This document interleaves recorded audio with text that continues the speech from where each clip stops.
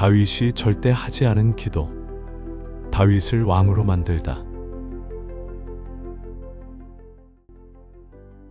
직장에서, 학교에서, 내가 속한 환경에서 비교하며 힘들어하는 사람들. 저 사람은 참 좋겠다. 왜 나만 이렇게 힘들까? 왜 나는 안 될까? 언제까지 이런 일만 해야 하지? 이런 생각들이 우리 마음을 사로잡죠. 그리고 우리는 기도합니다. 하나님, 내 상황을 바꿔주세요. 더 좋은 환경으로 옮겨주세요. 저런 환경을 주시고 저런 걸 갖게 해주세요. 이스라엘의 목동 다윗을 만나보세요. 그에게도 비교할 대상들이 있었습니다. 첫째, 형들입니다.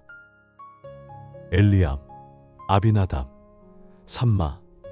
그들은 사울 왕을 따라 전쟁터에 나갔고 아버지의 자랑이자 친척들과 주위 사람들로부터 용사로 인정받았습니다.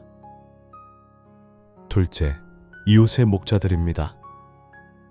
큰 목장에서 여러 명이 함께 일하며 교대로 쉬고 안전한 곳에서 양을 칠 수 있었습니다. 하지만 다윗은 어땠을까요? 혼자서 아버지의 양떼를 돌봐야 했습니다. 밤에는 편히 잠들 수도 없었고 사자와 곰이 나타나면 혼자서 목숨을 걸고 싸워야 했습니다. 만약 다윗이 우리처럼 비교에 빠졌다면 어땠을까요? 하나님, 저도 형들처럼 전쟁터에서 드러나는 일을 하게 해주세요. 사자가 나오지 않는 안전한 목장으로 옮겨주세요. 왜 저만 이렇게 보이지 않는 곳에서 위험한 일을 해야 하나요? 아니면 이렇게 생각했을 수도 있습니다. 사자와 싸우는 게 내 인생의 목표야. 최고의 사자 사냥꾼이 되자.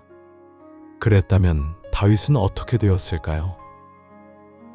기껏해야 큰 목장의 주인이 되거나 형들처럼 평범한 군인이 되었을 겁니다.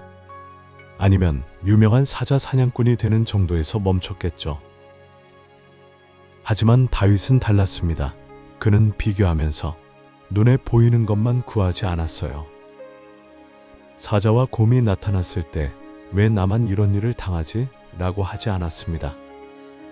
대신 여호와께서 나를 사자의 발톱과 곰의 발톱에서 건져내셨다고 고백했습니다. 골리앗 앞에서도 나는 작고 약하다고 비교하지 않았습니다. 여호와의 이름으로 내게 나아간다며 하나님만 바라봤죠. 그 결과는 어땠을까요? 목동에서 왕이 되었습니다.